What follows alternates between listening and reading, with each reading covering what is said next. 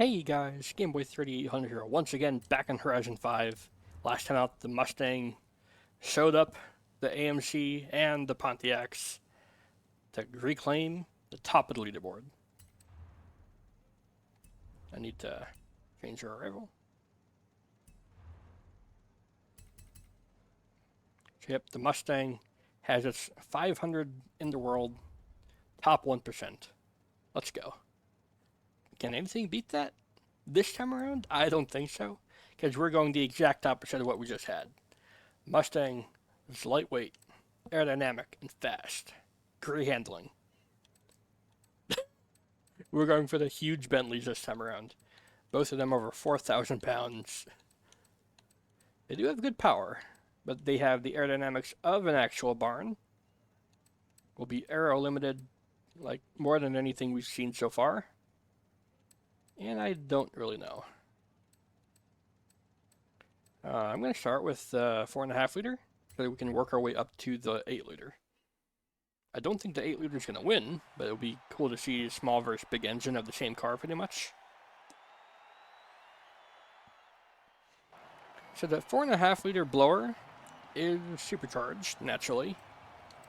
But you cannot upgrade its tire width at all. You can change its compound, and that's what I've done here. I've given it the vintage white wall tires.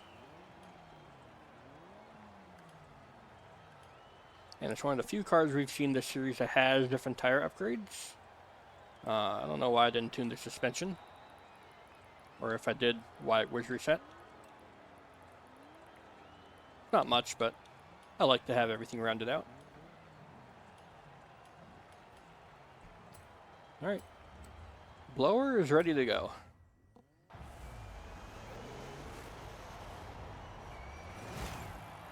Now, even though this may not look like it, it is a racing vehicle, this. I did see in some old video that, you know, Bentley preferred to have just a bigger displacement engine versus putting a supercharger on it. That was all the rage at the time.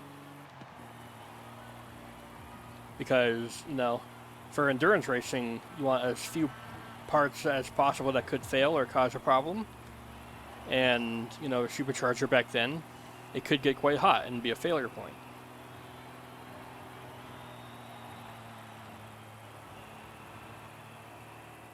So for this one, 18 psi of boost isn't bad.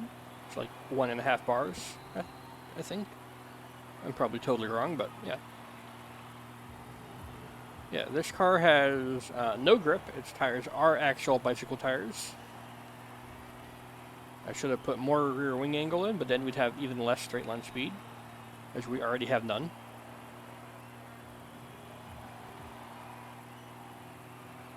Yeah, that Mustang was well over, I assume well over 100 miles an hour by the time I entered this turn. This car is barely able to hit 95. We didn't even hit 95 for that turn. Are you kidding me? Grip-wise, once I find like the right spot to put it in, it's not terrible. It's not a bad car at all. For its time period, it's just really fast. But, you know, we're 30, 40 years down on the Mustang, and the Mustang's already pretty old. There's only so much you can do.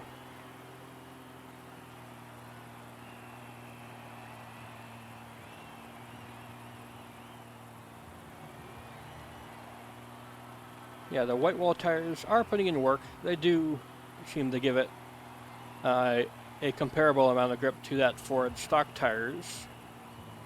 But it's only just that. It's comparable. It's not better.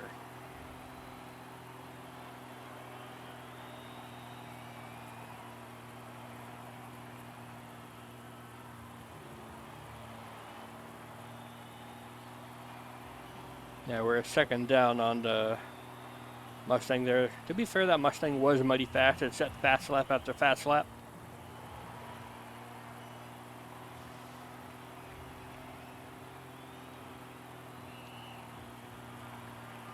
You can see in the corners, once I get it right, our corner speed is the same. It just has more straight line speed.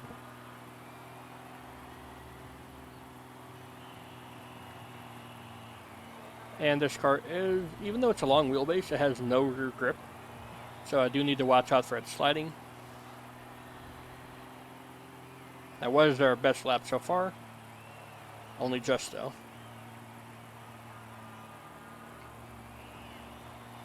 Yeah, the Bentley blower, it's a legendary classic car in real life. Everybody loves it. That doesn't mean it's fast though.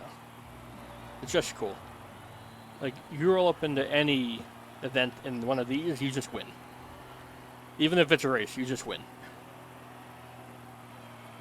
Unless you're like the Goodwood Revival and everybody has a car like this, then I guess you actually have the race. But, you know, aside from, you know, vintage race events, this thing wins. I'm going to go ahead and end it here. It's not going to beat the Mustang. Last lap time. I know I have one more lap, but I want to try the 8-liter. Because the 8-liter, I think, will actually have some straight line speed. It'll be interesting to see if they'll have any handling, though, because normally it just does not. I should have kept a car for a super wheel spin perk or whatever. Oh well. Not that I need any credits or cars. I have every car in the game as of the making of this video. Until by the fact I have the little dinosaur up there.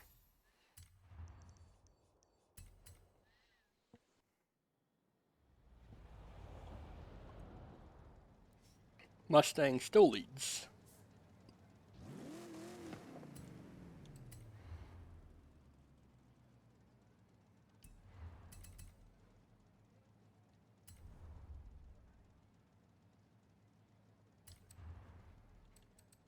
Now it's time for the 8-liter. It has a little bit more of everything, except for straight line speed, evidently, but better handling. So it's not even going to be bad, I don't think. It does weigh a tiny bit more, 100 pounds more. But it has 80 more horsepower and 200 more foot-pounds of torque. And I think we can get a supercharger upgrade for this, so they're both supercharged this episode. That's cool.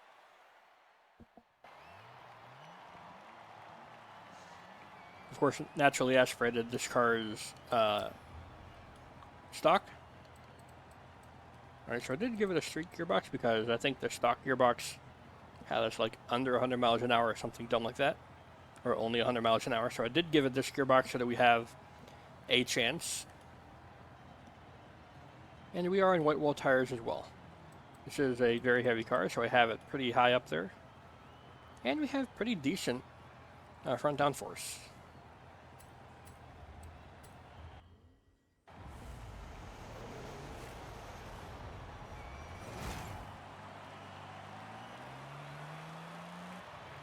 Supercharged.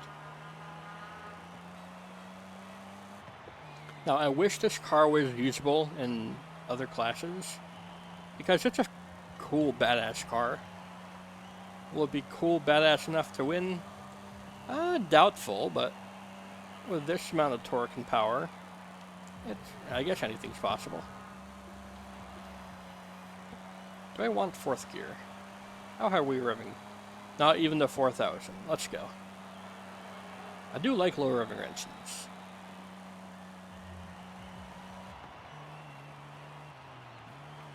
Yeah, 5th gear is way too tall. I'm going to try 4th gear to see if the extra torque helps. I'm probably going to stay in 3rd for the rest of the laps. I'll give lap number 3 here a 4th gear try.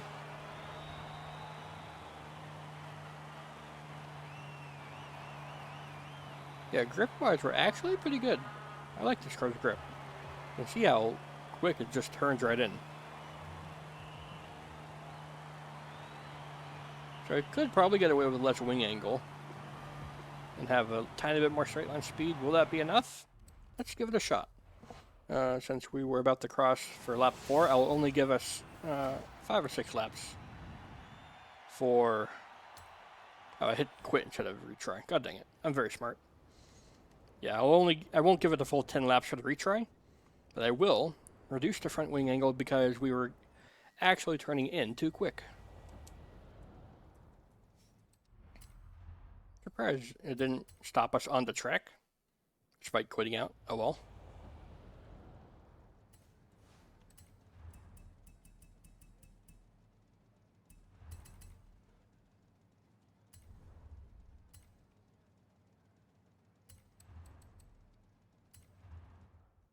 It's only 6 laps, because we do need 1 lap to get back up to speed.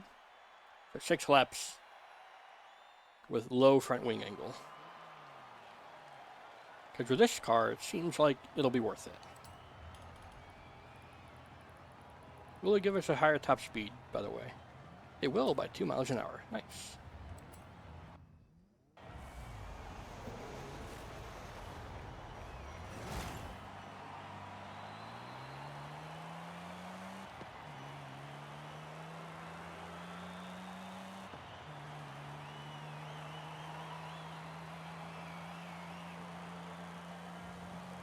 Alright, so will that be worth it?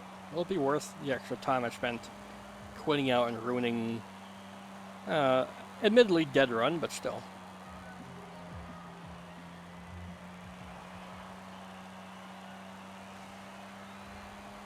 There we go, now we can almost hit 100 miles an hour in 3rd gear, whereas before I don't think we're anywhere close.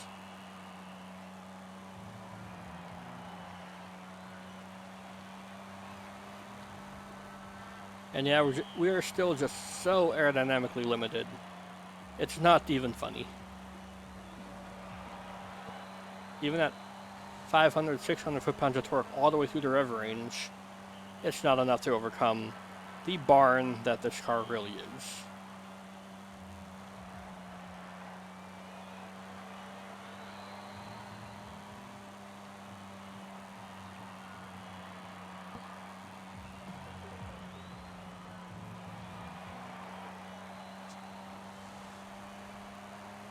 .3, it's only a terrible time instead of awful.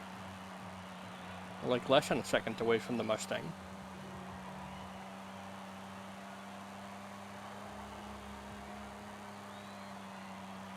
Yeah, even the Mustang isn't at the bottom of the track for the whole time around. It is hard to get out of a turn when you're that low down, because you're coming up on the road just falling away from you. Or the bank falling away from you, I should say. But still. Interesting to see there's possible still more time to be had with that Mustang if we get lower into turns. Last lap for the Bentley. We tried something different this episode. It did not work out for us, but it's always different or interesting to see what other car ideas can work or not work at a circuit.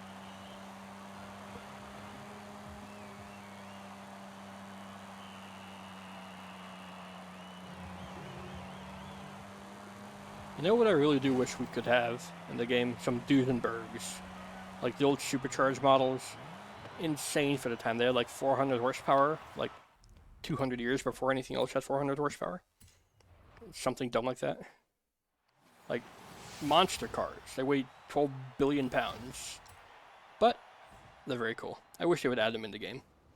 Granted, it's not a vintage kind of game. Vintage racing game. So, oh well. One can dream. That's it for this episode. If you guys enjoyed some classic Grand Prix cars, you can leave a like, favorite, comment, share, and of course don't forget to subscribe as well. Thanks, Gamebia. I'll see you all in the future.